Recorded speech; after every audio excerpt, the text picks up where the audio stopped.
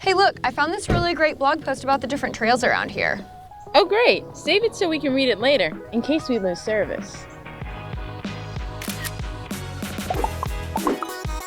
Picture this. You want to save a whole web page, like a long recipe, a blog post, or an in-depth article on a topic you love.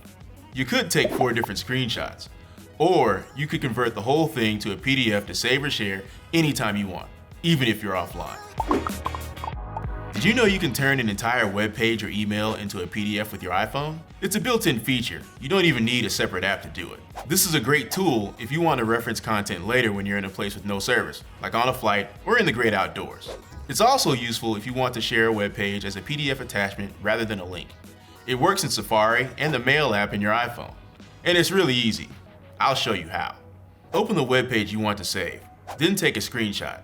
Tap the screenshot thumbnail, then tap Full Page at the top of the screen. Tap Done, then tap Save PDF to Files, and it will save the entire page as a PDF, not just the part on your screen. Same thing in the Mail app. Just open the email you want to save, take a screenshot, tap Full Page, and then tap Done, and save the PDF to your files. It's that simple. Now you can view and share a whole web page as a PDF anytime you want, right from your iPhone. Did you learn something new? Tap the like button and subscribe for more tech tips.